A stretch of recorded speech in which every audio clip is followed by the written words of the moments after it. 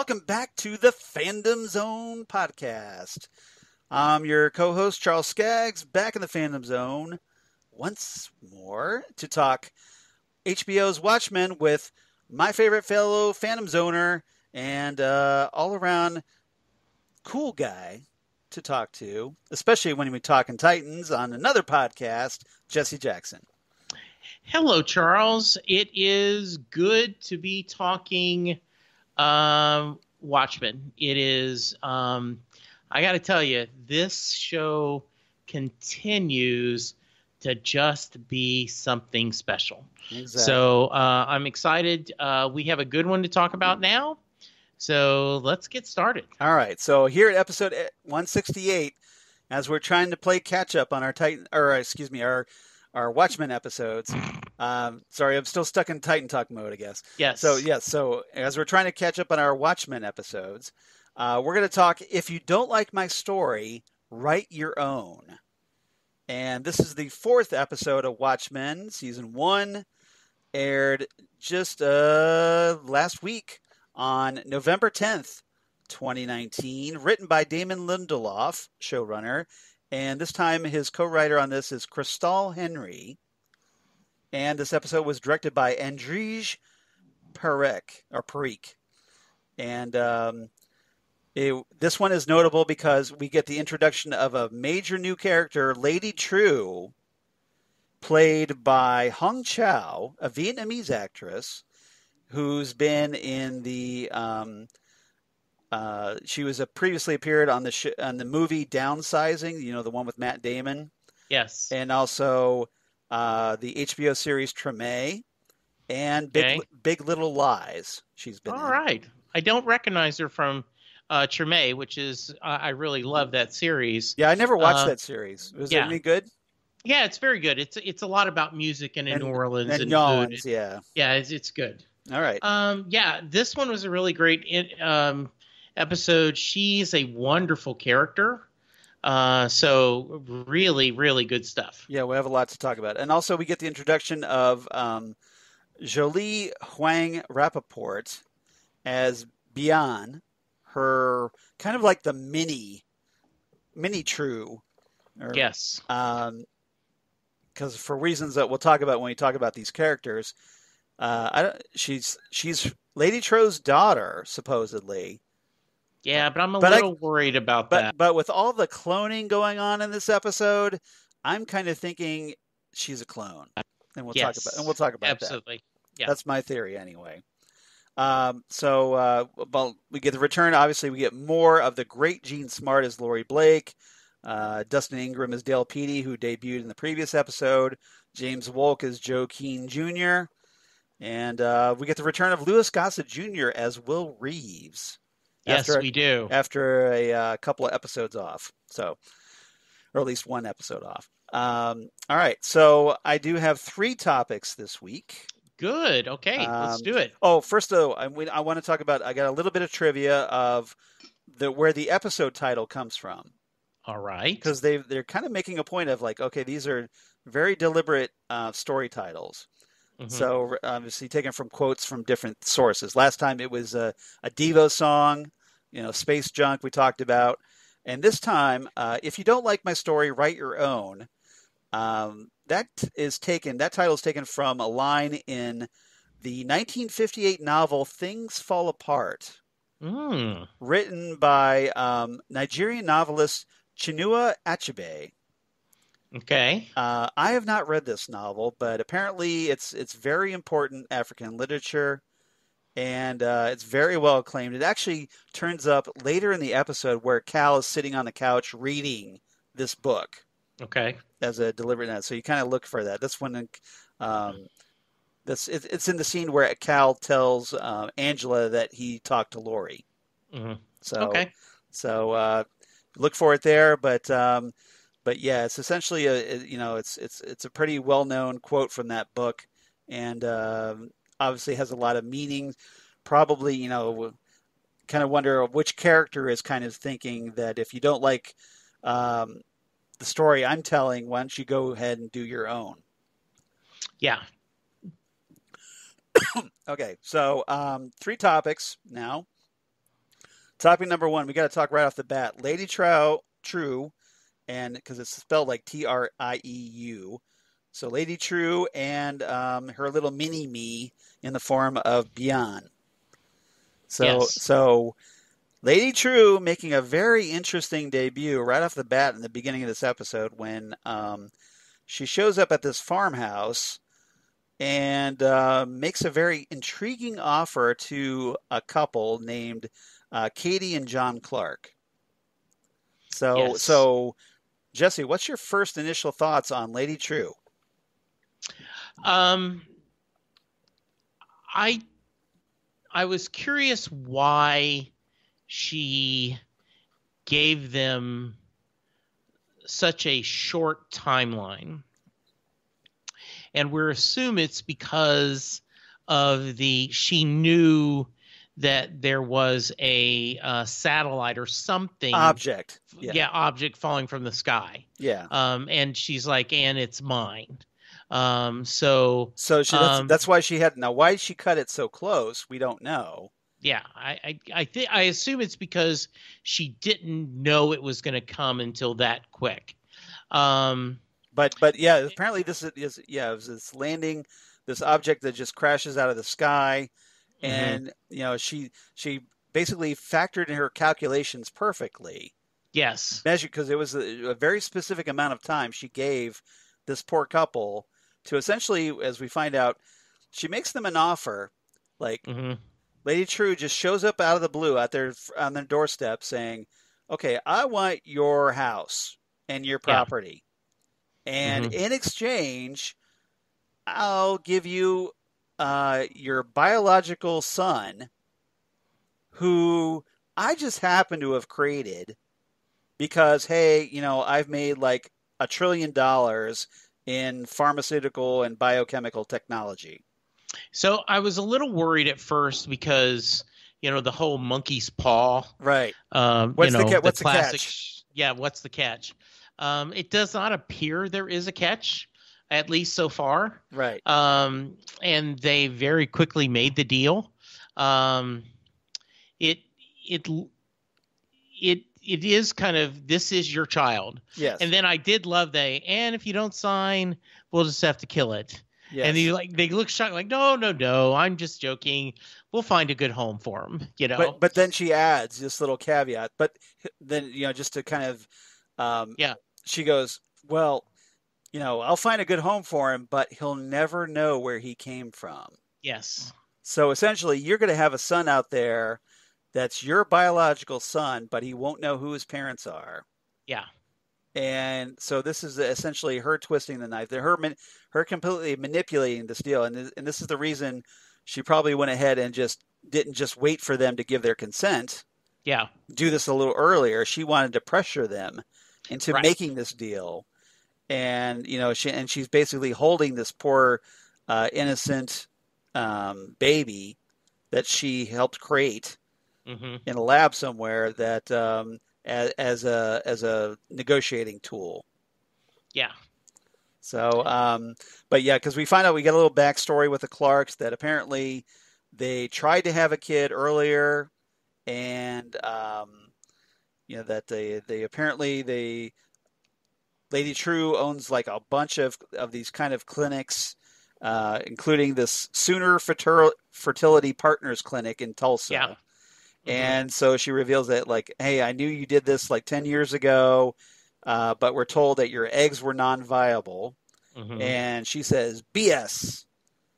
And so they say, because here's a baby that I created with those.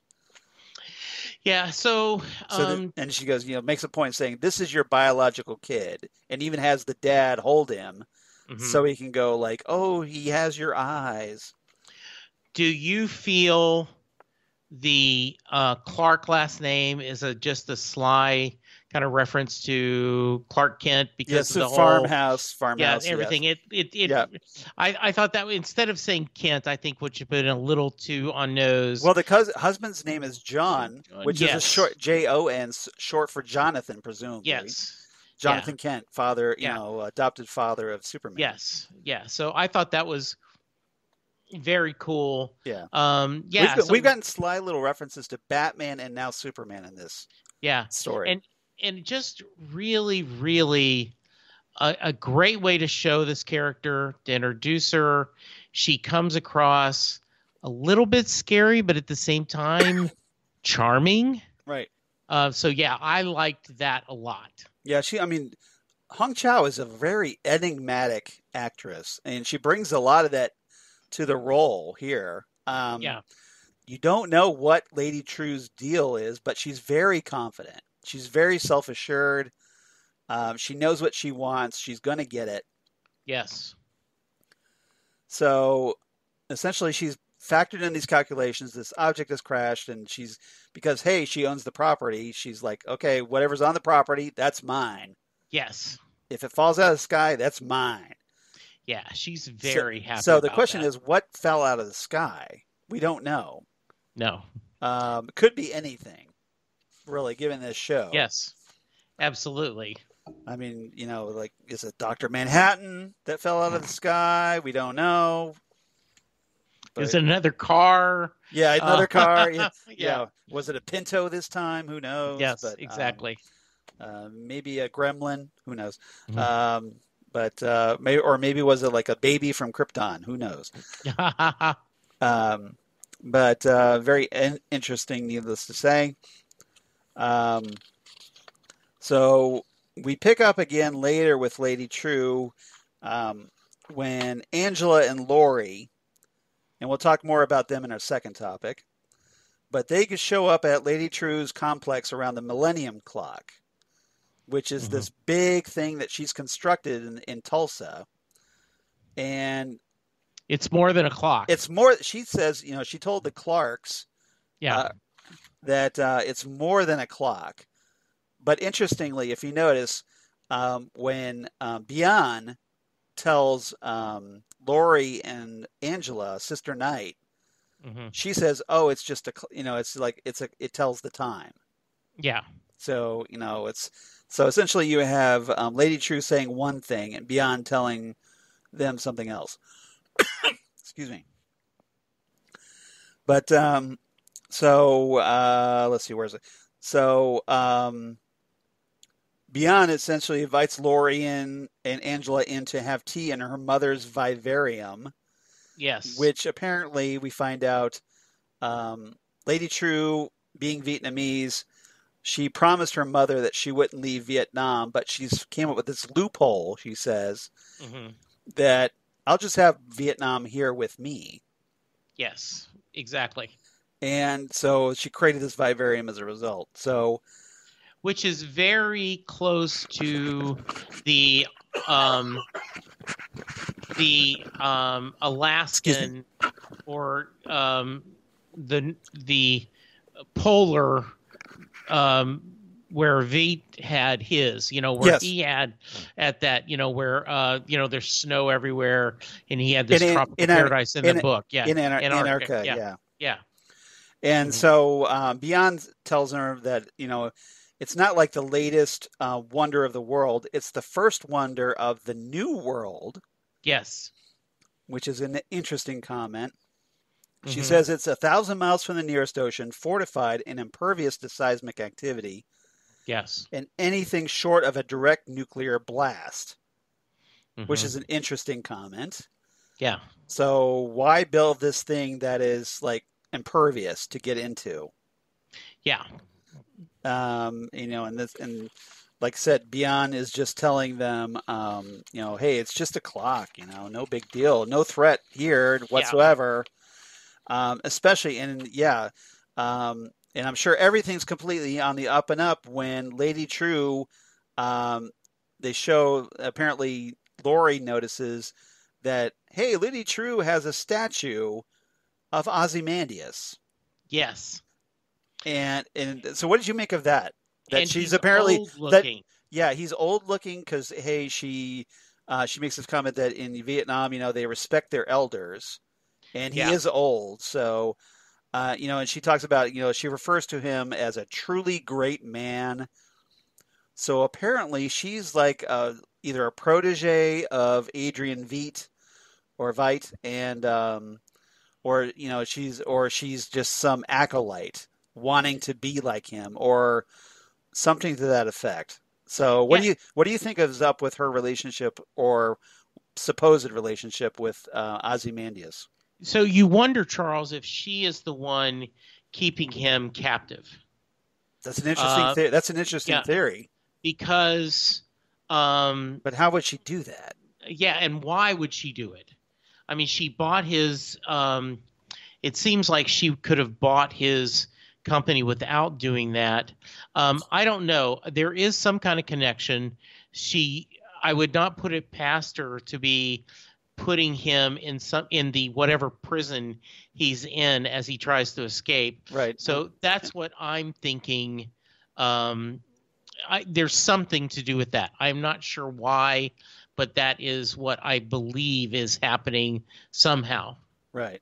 And we find out that, hey, just to kind of really make her even more enigmatic, she's connected to the whole Will Reeves mystery. Yes. Apparently, Will is working with her, as we find out toward the end of the episode. And back in the vivarium scene, Lady Trieu tells Angela, because she knows that Angela is, they make Laurie, I think, makes the comment that, hey, Angela's from Vietnam. Yes. And so presumably Lady Trieu figures, well, she knows Vietnamese. So she speaks to her in Vietnamese, Yes. presumably so that Laurie wouldn't understand. Right. But she tips her hand right off the bat. She goes, she tells Angela that her grandfather wants to know if she has the pills, which are these pills that of Will's. And we don't know why, pills. but he needed them really bad. He was right. like, "Where's my pills? Where's my pills?" Right. And apparently he left them in the car when it was taken. And so she covers it up with this by saying that, I know this expression of grief, because referring to Judd's death. Right. So she goes, she poses this as an expression of that, this Vietnamese expression, so that she can talk to her privately in Vietnamese. And Angela counters. Angela says back to her, well, I know another expression, and that was like essentially that Will could ask her himself. Absolutely. Yes. And Lady Trieu covers that up right away. She goes, well, I haven't heard that expression, but it's quite beautiful. So obviously she's far more duplicitous. Yes. And I thought it was interesting that she kind of tipped her hand to Angela, how that she's involved with Will right off the bat. What do you think she did that? Well, just cockiness or confidence? Yeah, and also just messing with her? Yes, to show that because the reason they go there is when the car falls from the sky, they're like, where's the places closest where there could be drones and, drawing this and, and that could carry it. And they see that, and that's where they connect it. So this is back to like last week. I know, and I know that you know what I know. Right. And they're just continuing that dance here. Yeah. So it's not just, like last week it was Laurie and Angela, and we still get some more of that, which we'll talk about in our second topic. But now it's also Lady Trieu and Sister Night. Yeah. And so you kind of have to wonder, given that in the original Watchmen series, Ozymandias was the villain. Yes. Is Lady Trieu our new big bad of Watchmen? I certainly think she could be. I think right now she's the leader in the clubhouse, as they say. She's quickly moved up the ladder, the ranking ladder. Yes. Yes, I agree. Yeah. So obviously she's obviously a lead suspect, maybe in the whole Judd Crawford murder, but Yeah, obviously we're gonna need more information, and I'm sure we'll get it. But Absolutely. right now, just a very enigmatic and powerful debut for this character. Yeah, I really loved her. Okay. Anything else about Lady Trieu or Bien? Nope. All right. So topic number two. This is kind of like a two-part segment.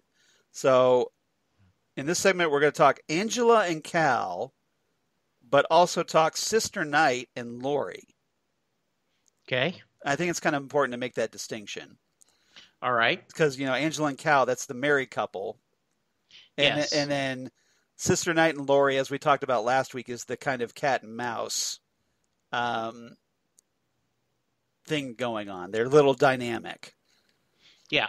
And so what is your thoughts on these three characters in this story? So one of the things you see Angela cleaning and pulling apart the wheelchair, and she's in the bakery, she's trying yeah. to cover stuff, in the bakery that let Saigons be Saigons may never open. That bothers me. It's like, not Right. very much a secret identity if you never actually do that. She'll get around to it. Yeah, around that.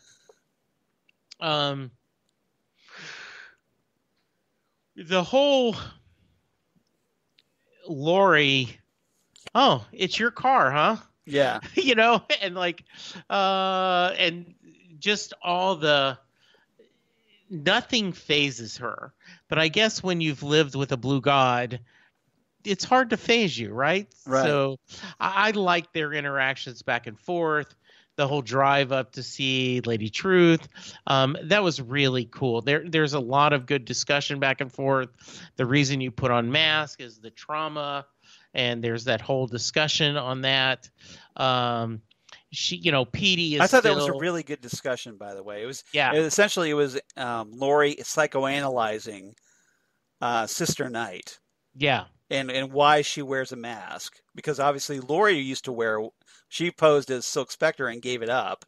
Yeah, and then once again, Petey gets in the car as much as Petey has to stay in the car as much as Chuck had to in the first couple of seasons of Chuck. It's never safe in the car. He's in the back. He's in the back seat though. He doesn't get to ride shotgun. Petey does. No, he's in the back. Yeah. Because essentially it makes sense because both Angela and Laurie are two alpha characters. Right. And he just looks so beaten down. Like Petey is pretty much a beta. Yes, he is. But he does have his moments, his alpha moments. Tries to anyway. Absolutely. But it's pretty good. What are your thoughts about this marriage? You mentioned Cal specifically. Yeah, we'll talk about Cal. So okay. So first there's the kind of thing. There was the scene where Angela and Cal were baking breakfast for the kids, and Angela tells her husband what Laurie saw happen, and she talks. Yeah. She openly admits, like, "Hey, I broke into the cultural center, and we need to talk about the cultural center." Yeah. And there was a very interesting discussion where the kids were arguing about whether Judd went to heaven. Yeah. When he blew up, and essentially we find out here that Cal is essentially an atheist. Yes. Or at least at the very least agnostic. Yes. He says that heaven is pretend and Judd is nowhere again. Essentially, he came from nothing and he went back to nothing. And Angela kind of gives him a look for a moment, and he's like, "What? It's the truth." So essentially, that's where Cal is coming from, and I thought it was a very interesting discussion. Yeah, it was like, hey, one day we'll all die and be food for worms. Right. Eat your waffles. Right. And it's like, what? Yeah. But the kids are just like, oh, okay. Yeah, exactly. So, kids, because the kids aren't really like, they're not into like, it just, that's kind of stuff just rolls off kids for the most part. Absolutely, yes. So it's not like he's like seriously messed with their heads there. Mm-hmm. But later in the episode, after there was that scene where Angela drives home after a meeting with after meeting Lady Trieu, Mm-hmm. and he's sitting there and he's reading the book, like I talked about, and this is after that conversation that she had with Laurie, and he kind of, like she knows that he talked to her, so she kind Yeah. of tries to interrogate him a little bit and find out how much he told her, Yeah. or what did he say anything to Laurie that Laurie didn't tell her. Mm-hmm. And she tries to pick a fight with him intentionally by spoiling the end of the book by saying that Okonkwo hangs himself in the end, Mm-hmm. which I thought was very enigmatic because obviously with the Judd Crawford hanging, Yes, is there that's is that ending relevant to the story? right. So might have to go back and check out Things Fall Apart, And or I do do or do a think little more research online about it. and I do think there are some times when if you've been married for a Yeah, while and it's obvious they are, right, you can look at your spouse and go, okay, you're in a bad mood and you are trying to pick a fight, right. So, But Cal is being very calm about it. yes, he is. Like, he's very chill. He's just sitting there like, okay, he's just kind of tuning her out, her attempts. And she's blatantly going, "Look, I'm trying to pick a fight with you in case you hadn't noticed." And he goes, Yeah. "Oh, I noticed, but Yeah, he's not giving her that satisfaction." not at all. And so he gets some information, and we find out that Cal essentially lied to Laurie about having a grandfather, and so he didn't give her that, but Mhm. apparently we find out that Cal hates lying. Yeah. So this is a kind of a big deal for him, and he's kind of a little pissed off a little bit in this very like passive aggressive way. Yeah, I don't want to lie to the FBI. I don't want to lie, Right. period. I don't want to I lie for have you. Yeah. I've accepted the fact that I have to a certain degree because of your job, Right. but he's not that isn't what he wants to be. Yeah. And then she asked Laurie, or if Laurie asked Cal about his accident, Hmm. and he says it didn't come up. So, what accident do you think they're referring to? I do not know. And no theories on this one. No, I don't have any. I Do don't. I you? don't. I don't either because it's just. But I thought it was a very interesting comment. Obviously, there's a story. Yes. I think there's far more to Cal than they've let on so far. I think he's a character to watch, especially after a comment like that. I believe so. Absolutely. All right. So let's talk more about Laurie and Angela a little bit. Hmm. Yeah. Um, so we talked about how she was covering up the evidence at the bakery. Um, there's that whole bit where the wreckage of the car comes down, and so essentially Angela finally gets her car back, but Laurie's just laughing at the whole absurdity of the thing. Oh yeah, absolutely. And then like all of a sudden like Sister Knight steps out, and Laurie quickly draws her gun on her, Hmm. and Sister Knight reveals that, hey, it's my car. Yeah. Hey, there you Yep. go. Yep. And essentially, it's kind of where Angela kind of comes clean about her secret identity to Laurie. Yeah, and I love that where she reaches underneath the tire well. Yes. Where Remote. they've There's a stored remote. an extra remote. Yeah. Yeah. Hmm. Yeah, that was good. And so, and the Laurie compliments Angela on her costume. Nice costume. Yes, absolutely. So I thought that was good. Um, let's see what else. We had Angela going to a bomb shelter to talk with Wade.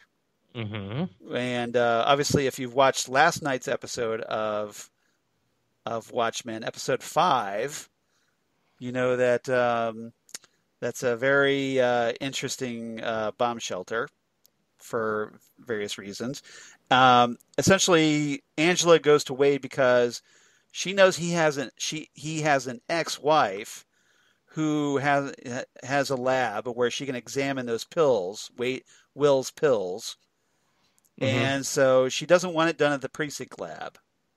She's trying to keep this on the down low, and she gives Wade this is Looking Glass here. She gives him the clan robe that she found in Judd's closet. Yes. So, what did you think of Wade agreeing to all this? Right. Yeah. He obviously cares about Angela. Right. And he appears to be a pretty good guy. Yeah. He cares about, he's a good cop. He's, and he wants justice. He trusts his partner. If Angela is his partner, I get the feeling that they may be the same way that Red Scare and Pirate Jenny might be kind of a partnership. I think you're right about that. Yeah, and so he's going to trust his partner, is going to do his share. I like that. She is my ex, right? Like I got to talk my ex for the favor, but he's willing to do it. So I have not watched last night's episode yet. So I know he is a big player in it. So I'm looking forward to seeing it. Yes, he is. So it's definitely one it's definitely a Looking Glass spotlight. So if you've been waiting for that Looking Glass spotlight, that's next time. We'll talk about that next time. All right, good. All right. So definitely worth talking about. So let's see what else. So Angela, she gets a little phone call about Will's DNA. She finally gets basically we pick back up on that thread, and the cultural center, the Cultural Heritage Center, Greenwood Center, invites her to come down to get some more information about this new branch on her family tree, or Will's family tree. And apparently it's like a new branch on her father Marcus's lineage. So essentially we find out that Will is we get confirmation that, hey, he is indeed Angela's grandfather through her father Marcus. So I've only watched the episode once, Charles, so I need to watch it again. Right. But what did you make of the whole greenhouse scene where Angela has to get like an acorn of encoded data and plant it in this kind of device that sprouts up this hologram of a tree? One, very inconsistent technology. Yes. That's part of what this show is. This world is, in a lot of ways, they're very, very advanced, and in other ways they're not. Yes. So I thought that was interesting, the hologram. But if I remember correctly, they talked about that her grandparents died with no children. Yes. Well, so they presumed that the kid Will disappeared, and they presumed that because the family was killed in the 1921 Tulsa Race Massacre. Yeah. They presumed that their son Will was also dead. Okay, and that's where because we know that there was something happened where Will was off by himself and he found that baby in the field. Right. So presumably they think Will's dead. Mm-hmm. But he continued. He knew his name and or whatnot, and then apparently lived a life after that, presumably. Yeah. And so we don't have that backstory yet about what happened after he picked up that baby in the field. Right. To where he's 100 years old. So there's a lot of lost time there. There's a lot of gaps that need filled in. But Angela tells the hologram of little young Will, she's like, look, she's very frustrated by this. She just wants leave me the F alone. Right. And I do think this show, much like the original source material, you serve yourself by going back to episode 1 and watching all 4 or now 5 episodes in a row. Right. Because there is a lot of intricacies that we're seeing. Yeah. I mean, it's kind of like when if you were reading the original Watchmen comic back in the day, Yeah. and it was only coming out like once every month or once every 2 months, depending on the release schedule. Yeah. You got like halfway through it, then you're like, oh, I need to go back Yes. before the series ended Yes. to kind of refresh and like, oh, okay, I've gotten some puzzle pieces together. Let me see if there's anything else I missed. Yeah, absolutely. That is And you spot try to on. you try to use that, go back to try to figure out the mystery better. Exactly. So that's kind of what's happening here, is that I you agree. want to go back and you want to kind of like, well, now that I know a few more things, let me go back and try to piece this together. Sister Knight later runs into at the police station Senator Joe Keene, Yes. who thanks her for saving his life, and just happens to mention that, oh, I know your real name, when he's not supposed to. Right. And apologizes for not knowing that he was a target. And then she kind of follows up on this earlier experience that she had where I kind of forgot to mention this. I should have mentioned this first. She was driving to an overpass dressed in her Sister Knight costume. She tosses this duffel bag containing, all the evidence from that to get rid of of Will being at the bakery, and she throws that into like this garbage container of a passing train to get rid of it. And while she's there, she turns and there's this really freaky looking dude, like tall, thin, in this kind of like spandexy outfit from completely masking his face, almost like a spandex speed suit. Yes, absolutely. And she chases after him because, hey, he's not supposed to be doing what he's doing. He's not a cop. Right. So she runs after him, and she's giving him this big foot chase. And then all of a sudden he pulls out these bottles and sprays himself with this lube, oily lube. And so essentially it's Lube Man, as Red Scare so accurately calls him. And then he does this really freaky move where he ditches his belt and then slides feet first into a sewer grate. Yeah. What did you think of that moment? So that was, this show, you don't normally, most people don't have superpowers in this show. So it was kind of, is this a power or is the guy just really, really thin? And then, there's just some grease it up and go.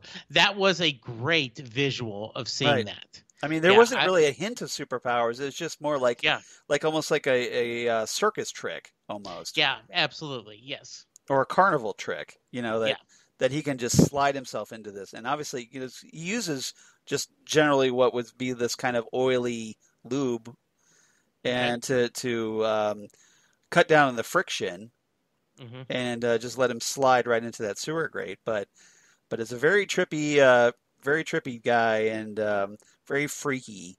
Yes. And I kind of wonder if we're going to see more of Loop Man at some point. I don't know. It would sure be cool. I mean, it's very... I want to know his story. Yes. I gotta know what his deal is. Yes, absolutely. Now, whether he was just like some one-off guy just to kind of break up things and give him an excuse for an action sequence, I don't know, but it was very trippy. It was very cool. All right. So anyway, back at the station, Laurie says she has a lead on her stolen car, on Angela's stolen car. They found prints on it that Quantico got a hit on that, hey, belonged to Will Reeves, a cop from New York City in the 40s and 50s. So we find out that Will was a cop. Yes. And apparently he retired young and then disappeared. So apparently, that he was a cop. They had a record of him, but for whatever reason, his doesn't show up in the that family tree. Lineage. Yeah, that's another mystery. I did like the fact that he was a police officer. Kind of shows that legacy, right?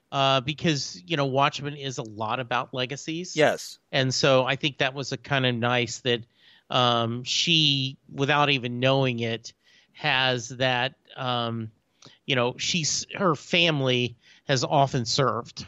Yeah. So I mean, there's a lot of hints there, just of history with the police. Because if you Yes. notice, they talk about Judd's grandfather when Wade was going over that clan robe. He's like, well, this is just this is a old school clan robe.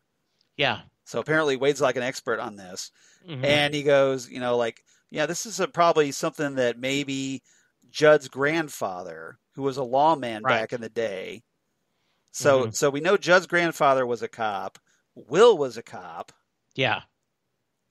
So what is that connection there? Hmm. Yeah. I don't know. There's got to be some connection, right? Because like Laurie says, it's all connected, man. It That is the all whole connected. that whole thermodynamic miracle that she was talking about. Absolutely. So, but anything else about these characters? I got nothing else. Okay, all right. Some very interesting stuff. Obviously, more. I think we got more questions than answers this week. I think so too. Yeah, But that's okay. that's I okay. mean, I think We still that's got 5 more episodes after this. So, yeah, but so the more intricate the mystery, the better on this one. All absolutely. right, topic number 3: Ozymandias, Mr. Phillips, and Miss Crookshanks. So that's some messed up stuff, Charles. You know, I'm glad I'm not the only one who thinks so. yeah, you're picking up the lobster traps. Right? Oh, here's a couple of good Crab traps, whatever they were. yeah, Yeah. yeah. And let's They get got this together. what's inside? Oh, it's babies. Yes. So And what mhm. you so what so essentially he's going fishing for babies out of that lake. And then he has a device An that aging machine, yeah. yeah, that ages them. To And adults, to adulthood. yeah, and it not only ages them physically, but after a few minutes, they're going to Few hours, have yeah. a few hours. They're going to have everything. They're going to be able to So talk and do all yeah, that. everything. So, um, and he says something about I'm not your creator, right? I didn't get the Yeah, topic exactly. he basically without doing the exact quote, he says that essentially, um, like I'm not your maker, but like I'm your master, but not your maker. Yes. And because like he wouldn't have given such pathetic creatures the gift of life. Right. So again, he's very abusive towards what I presume we have to presume are some kind of clones. That's what we've got to right now. That's what it looks like. Yeah, I mean, Yes. just these artificial beings that apparently are there to keep him company, Hmm. or but they're replaceable. Like well, he can just dispose of them however he wants because hey, I'll just go to the lake and fish out some more Yes. and age them. We don't know how he got that aging machine. Presumably he built it, but we don't know And how he got all these materials to do this. We know he's intelligent. and you notice there's once again a Right. real technology. He has a manual sewing machine. Right. There That's a is good point because like there you have yeah, this big fantastic aging machine, but you sew things with a manual sewing machine. yeah. So it is once again you send this message of what are we supposed to do? So I like that a lot. Yeah. Yeah. Now he takes these now adult clones, the new Yes. Mr. Phillips, the new Miss Crookshanks, Hmm. and he brings them into the manor after dressing them. And first thing they see when they walk into the manor is there's this dining room filled with corpses of Phillipses and Crookshanks. Yes. What did you think of that scene, that horrific scene? So I assume Because he can. Adrian apologizes for the mess. He says he has a rough night. So that's one hell of a rough night. So I assume he can harvest as many as he needs, Right. and so They're disposable. He can do with it. yeah. He can vent out his frustrations with them on them. So he kind of had a murder orgy. Right. You know, Exactly. I just, yeah, Yes. it's very, very disturbing the way, because they look like people to us. Right. It is, but he is truly treating like, I don't know, I'm sure you have, but everyone has gone where you go to the lab and they're pulling blood. Yes. And they put on the gloves, they do something, then they take the gloves off, throw them away. They type on the computer, then they put on fresh gloves. And you're like, man, they go through a lot of gloves. Yeah. So, boy, he goes through a lot of clones.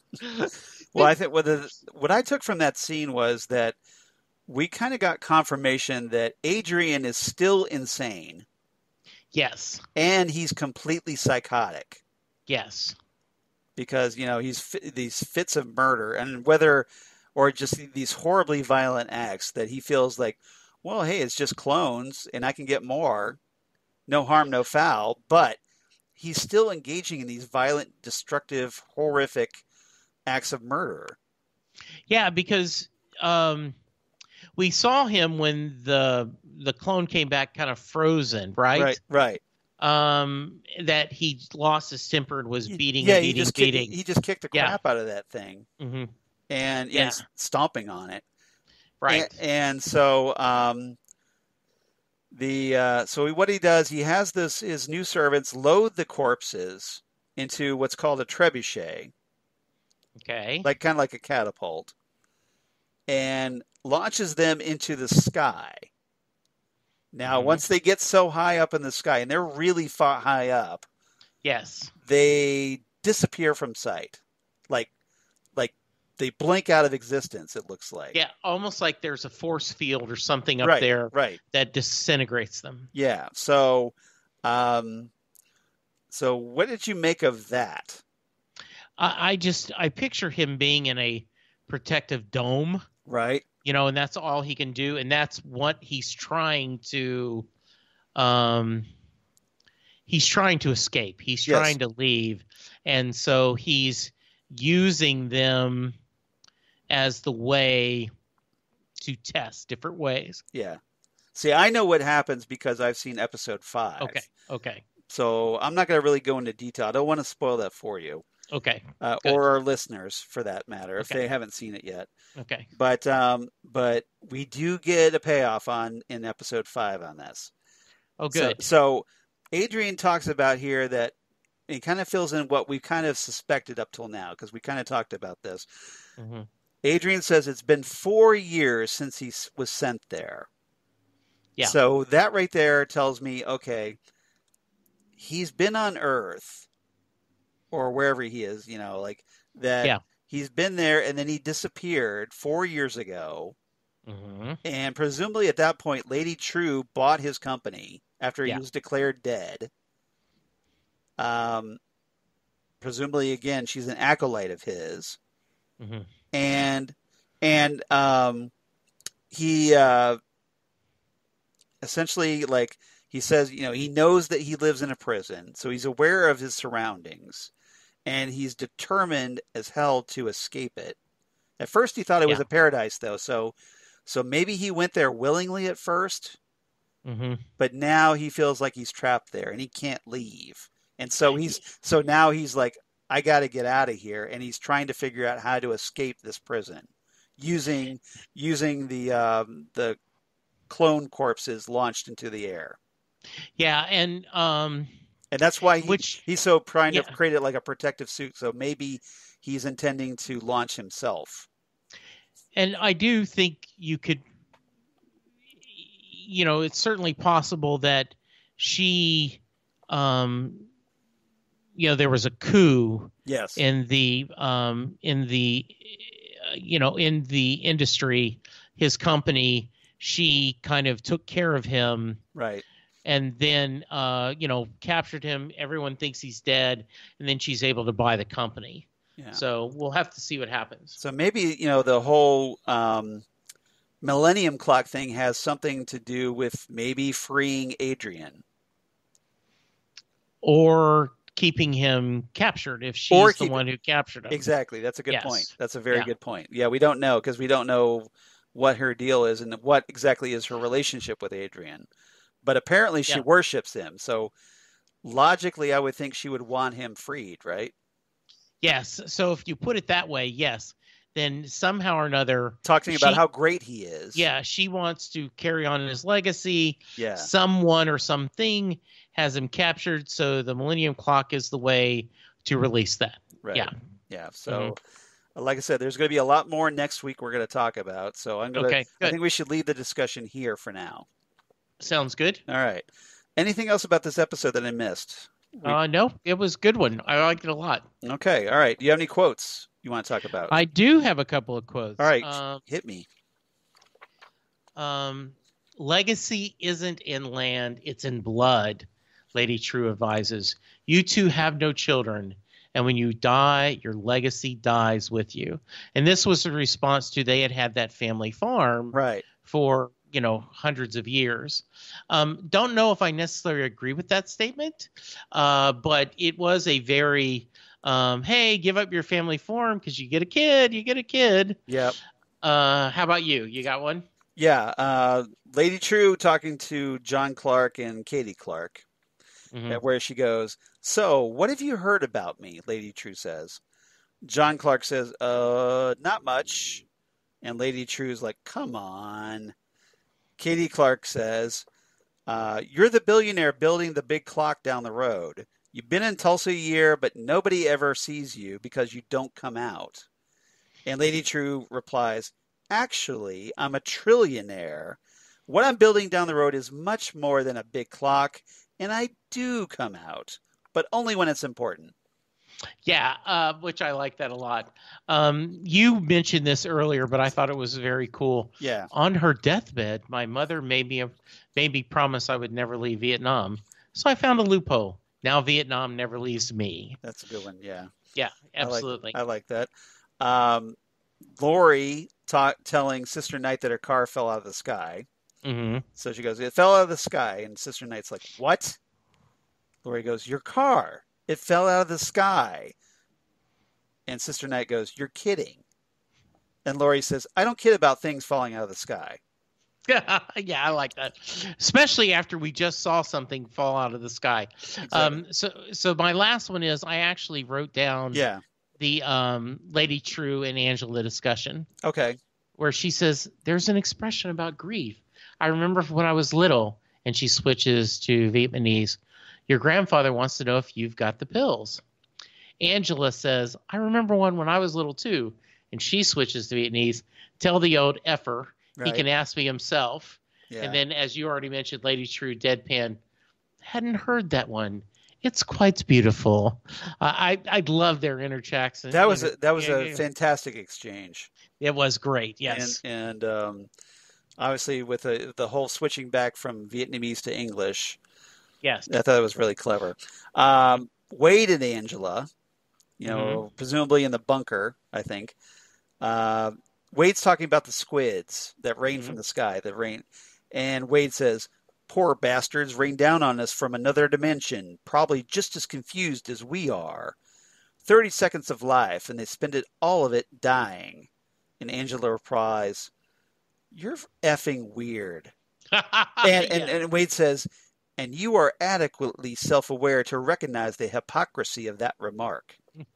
Yes, that is a great exchange. That's great. Wade Looking Glass is always great for a line. Yeah. And I think that reinforces their partnership. Yes. That they can be that blunt with each other. It was good. Exactly. You have any more quotes? No, I'm good. All right. I got a couple more here real quick. Laurie says, talking about this is the whole mask discussion. So Laurie says, "Oh, an orphan. That makes sense." Sister Night replies, "How so?"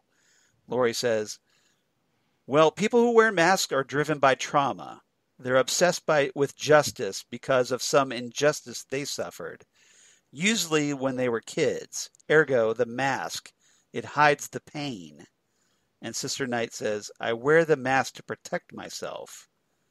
And Laurie says, "Right, from the pain. So, did nuns murder your parents, or were you raised by nuns after your parents were murdered? No judgment. I used to dress up and fight bad guys too. Yeah, that was really well done. Yeah, Yes, obviously some Batman nods in that one.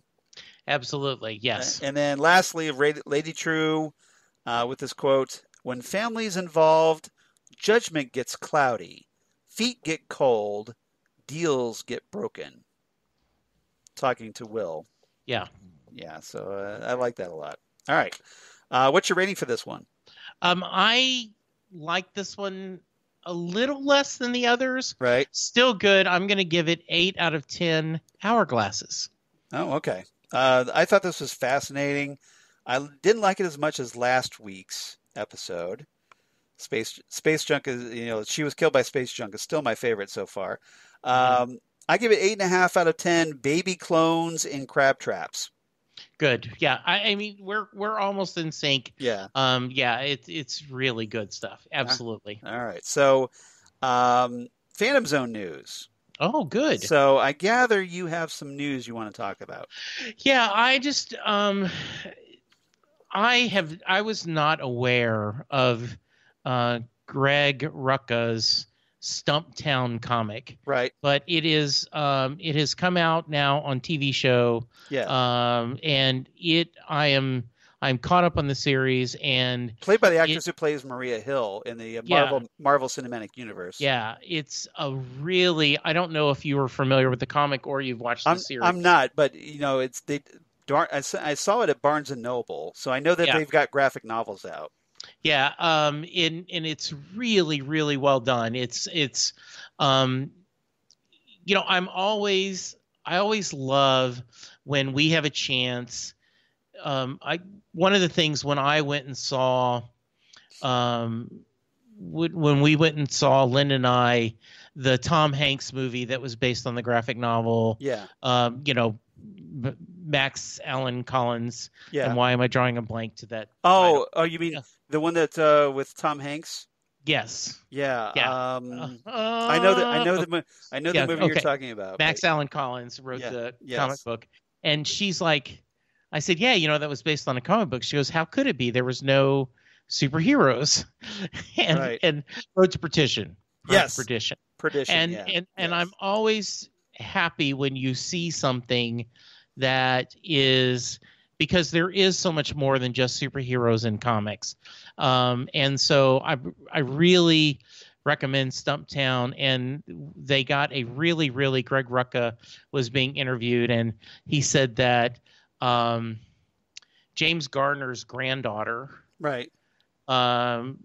posted that for the past 40 or 50 years, people have wanted to remake my grandfather's show, The Rockford Files. Right. And Stumptown finally got it right. We have the right one. Oh, so you consider it an updated version of The Rockford Files?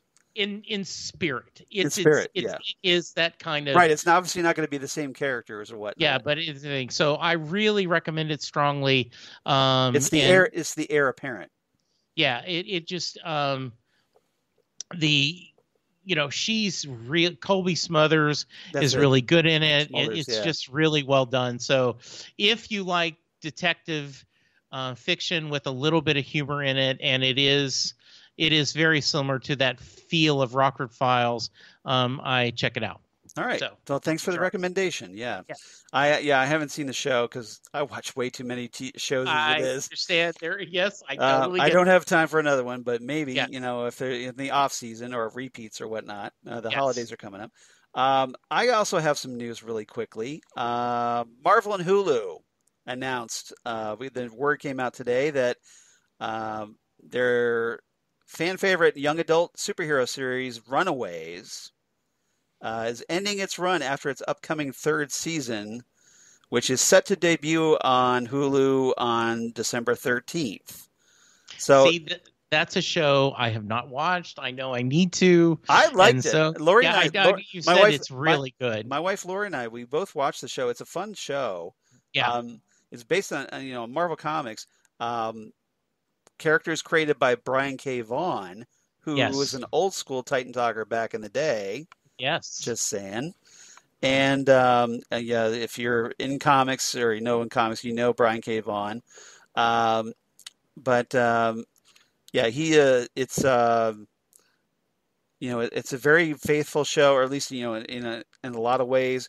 A fun little series. It's great. Again, it's a young adult series, so it's Mhm. not exactly the heavy drama, but it's really good drama Good. and great characters.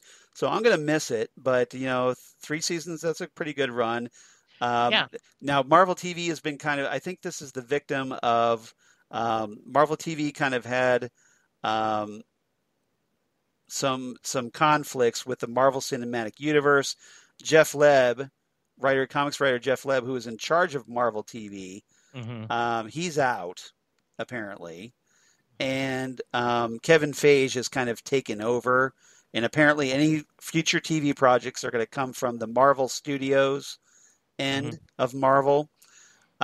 So I'm presuming that just like the Marvel Netflix shows, Runaways and Cloak and Dagger, which also got axed on Freeform, they're kind of victims of that kind of I don't want to say the little kind of the changes in the whole corporate structure. They want to keep this for their own, and Right. hopefully they've given them advance notice. I hope they knew enough to be able to wrap up the storyline. We'll see. Yeah. Now So good. the cool thing about Runaway season 3 is that Cloak and Dagger are actually going to make an appearance Oh, good. on in Runaway season 3. So we haven't quite seen the last of Cloak and Dagger yet. They are going to be on Runaways. So it's kind of cool that at least they get a little crossover before the show ends. Oh, good. Very So nice. I think that's something to look forward to. All right. All right. So we don't have any fan mail again. Guys, we want to hear from you. So Yeah, please. please do. So please write to us at phantomzonecast@gmail.com. If you're watching Watchmen like us, and let us know what you think, because you got to have some theories too, right? Yeah, Can't, absolutely. can't just be us. Write to us, phantomzonecast@gmail.com, or on Twitter, at phantomzonecast on Twitter. Facebook, the Phantom Zone Podcast, or on Instagram at Phantom Zone Podcast. We definitely appreciate that. And please like us and follow us. Rate us on Apple Podcast. We definitely appreciate that. And spread the word, because the more people that know about us, the more we can grow the Phantom Zone community and I think it makes for a much better podcast. Yeah, we're going to finish up with Watchmen, then we're going to do the big CW Crisis. Crisis episode. So we want some people joining us on that journey. If they want to reach out to me, Yes. Charles, they can find me on Twitter at Jesse Jackson DFW. You can find me on Facebook, Jesse Jackson in Louisville, Texas.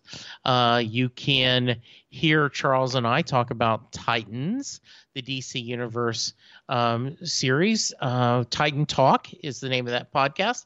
That series is starting to wrap up, but we've still got several episodes to go. Please check that out. And because it's on demand, if you're just now finding Titans like season 1, or you want to do Doom Patrol or season 2, they're all there. Charles and I have talked about it. Yeah. Yes. Next Stop Everywhere, the Doctor Who podcast, is where Charles and I talk about the long-running, wonderful series Doctor Who. They just got some news about Doctor Who, about their the different directors and storylines. New writers for series 12. Yeah, so we're excited about presumably we're going to get a trailer on Doctor Who's anniversary on November 23rd, 2019. So stay tuned, kids. Yeah, crossing our fingers. So Charles has guest companions right now. I'm doing about one episode a month, but there is some wonderful people joining, and we talk classic Who, we talk modern Who, we talk comic books, we talk Big Finish audios. If it's in Whovian, we talk about it. And then lastly, Set Lessing Bruce, my Bruce Springsteen podcast, where I discuss fandom. Bruce Springsteen fandoms from around the world join me, and I'm gonna get his name wrong, Charles. Yes. But the science fiction writer Keith R.A. Deacon Didio. yes, posted how much he loved a Springsteen video. Oh. And I reached out to him and I said, hey, any chance you want to be on the podcast? And he said, well, tentatively, yes. What are you talking about? He gave me his email address. I sent him, and he's going to be joining me. Nice. So I'm kind of pumped about him joining me. So that'll be cool. That should be fun. Yes. Yeah. All right. So Charles, where can they hear you talk about fun stuff? Well, obviously, reach out to me on Twitter at Charles Skaggs or on Instagram at Charles Skaggs. Facebook, of course, Charles Skaggs in Hilliard, Ohio, and my blog of Geeky Things. Come on, you. Damn good coffee. And hot. Damn good coffee and hot, where I talk about all the stuff that we talk about here on the Phantom Zone, including Watchmen, including The Boys, the upcoming Crisis on Infinite Earths, big crossover on the CW, all the news of my other podcasts I do for Southgate Media, including the aforementioned Next Stop Everywhere, the Doctor Who podcast, and Titan Talk, the Titans podcast, and also Ghostwood, the Twin Peaks podcast I do with Zan Sprouse, wife of comic book artist Chris Sprouse, where we talk about all things Twin Peaks, David Lynch, etc., etc. And we did a little recent crossover with another podcast that is going to be, we'll post some news about that, but Ghostwood kind of took our show on the road to a different podcast. Nice. And instead of getting our own episodes up, we went on a different podcast, but that'll be fun. Yeah. So check us out on Ghostwood and the Twin Peaks podcast. And if you'd like to hear us on a different podcast, we'll give you details about that. It was good. A lot of Sounds awesome. A lot of fun. And met a couple of new friends, so that was cool. Oh, good. Always good. So, all right, everybody, thank you so much for listening, and keep spreading the word about the Phantom Zone and our Watchmen discussion, and then come on back for next time in the Phantom Zone. We're going to talk Little Fear of Lightning, the 5th episode of Watchmen, on episode 169 of the Phantom Zone. This is a big one. It sounds like a big one, so when I get finished with you, I'm going to go grab my supper and go watch it. Yeah, it's a big one, because not only is it like a huge Looking Glass episode, we get his origin, which is, and we also get to see at long last something we've been wanting to see from the original comic book series. Ooh, and I'm gonna leave it right there. Thank you, Charles. That sounds great. Okay. Hey, listeners, thank you so much for everything you do for us. Let's get us some feedback. Charles, thank you as always for joining me and having fun. It's always a blast. And get us out of here. All right. So, come on back. Little Fear of Lightning, as we're trying to play catch up and get back on track with the show. It's going to be a lot of fun. And we'll see you next time right here on the Phantom Zone podcast. Goodbye, everyone. Goodbye.